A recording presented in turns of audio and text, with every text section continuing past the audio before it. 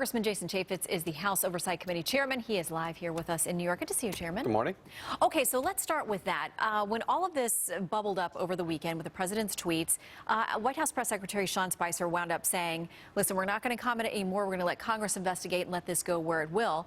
Are you going to investigate the potential FISA orders, the claims of wiretapping? Yes. The House Intelligence Committee, led by Devin Nunes, will lead that charge.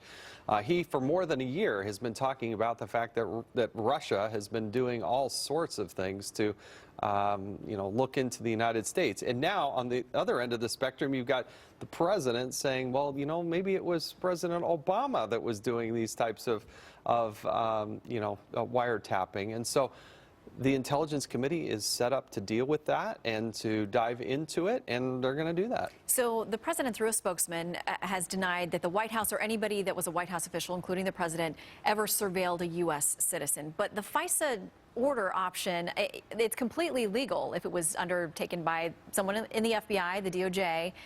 Can Congress get its hands on FISA orders? I do believe that the Intel Committee can do that, but I'm here to tell you, having done investigations and issued reports on this, that's not the only tool at the disposal of the federal government to surveil people. There are other ways to do it without having to get a FISA order. There are stingrays that we have done, we did a report about, that are widely used in the federal government to find people's geolocation, and those same machines can also look at the content of your communications. Even the IRS has these machines, and so I don't know where this is going to go. I don't know that what I just said has any tie to what the president's saying whatsoever. But does the federal government track Americans? They do. Have they done it without court orders? Yes, they do. And I've got evidence and proof that that does happen. Now, is that tied directly to Donald Trump and the campaign? I don't know. Well, it's interesting you bring up the Stingray. So for people who don't know, that's a device that can be aimed at trying to gather information on somebody that may be allegedly guilty of something, but it can collect all kinds of innocent people in it as well. Yes. And law enforcement agencies don't have to use a warrant for that. They also don't have to disclose that they're using it.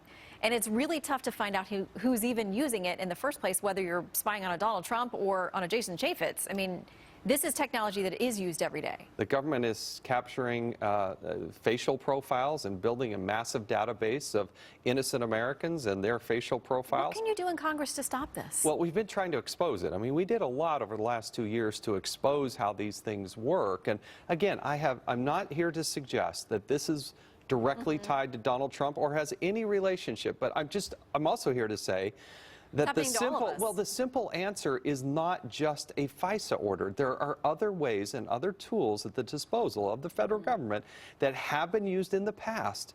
Have they been used nefariously? Look, I had more than 40 Secret Service agents dive into my federal records against the law, a violation of federal law, and that's the conclusion of the Inspector General.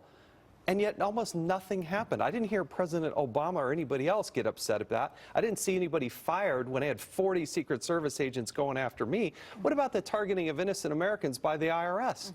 So the Obama administration has a notorious record of this. Again, I'm not here to draw a conclusion, but I'm saying, has it happened in the past? Yes, it has. Yeah, and it should be nonpartisan in that all Americans should be concerned about that invasion of privacy.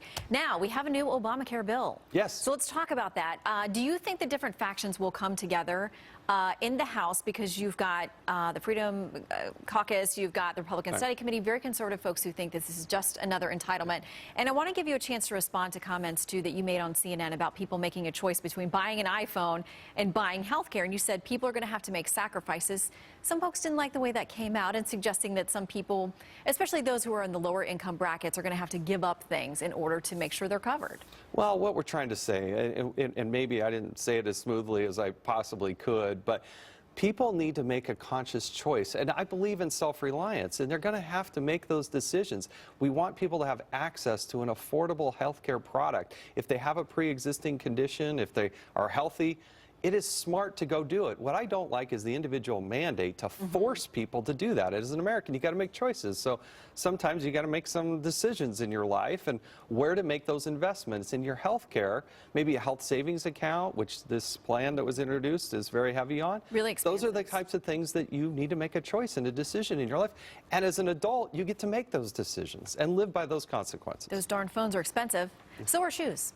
Well, look, we want them to have their communication equipment too, but it is frustrating when you Well, have you're all somebody... about choice, and Yes. that's what's different with Yes. this plan is that, and we all have to make decisions and be responsible. All right, Congressman, good to see you. Thanks for having coming me. in. Appreciate it. Bill? So, President